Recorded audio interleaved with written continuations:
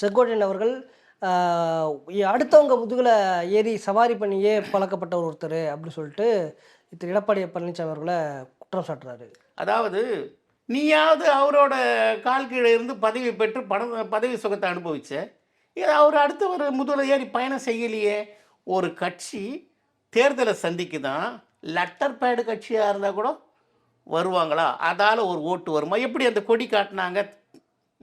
அந்த அந்த ரசிகர்களோட அந்த பசங்களோட ஓட்டும் நமக்கு வருமா அப்படின்ற மாதிரி தான் பிள்ளையார் சொல்லி போட்டாச்சு, நான் எனக்கு வெற்றிக்கு அறிகுறி அப்படின்னு காமிச்சார்.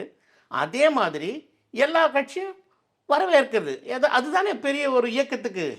ஏன்னா ஆண்ட கட்சி, கண்டிப்பாக இவரும் முதல்வராக இருந்து ஆட்சி செஞ்ச கட்சி, நல்ல திட்டங்களை கொண்டு வந்த கட்சி. அப்படிப்பட்ட முதல்வர் வந்து இதுக்கெல்லாம் ஆசைப்படலாம். ஆனால் டிவிக்கு இது வரைக்கும் பேசவே இல்லையே, எந்த கட்சிக்கிட்டும் கூட்டணியே பேசலையே.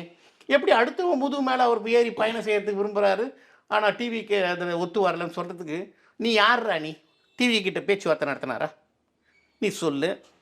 இல்லை வேறு ஏதாவது கட்சிக்கிட்ட பேச்சுவார்த்தை நடத்தியிருக்கா? ஆனால் அவர் சொல்லியிருக்கார், தேர்தல் கிட்ட நெருங்குது. அது எல்லா தலைவர்களும் சொல்ல வேண்டியது. இன்னும் சில கட்சிகள் எங்ககிட்ட வரும். இன்னும் பெரிய கட்சின்னா உன் கட்சின்னு நினச்சிக்கினே. இப்போ நீ சேர்ந்துருக்கிய, அதாவது நிர்மல்குமார் வாழ்க, புசி ஆனந்த் வாழ்க, அப்புறம் இந்த லாட்ரிக்கார மருமகன் பேர் என்ன, ஆதவர்ஜுனா, அவன் வாழ்க, விஜய் வாழ்க. விஜய் தலைவர்னு சொல்ல ஆரம்பிச்சிட்டியாடா நீ செங்கோட்டையா?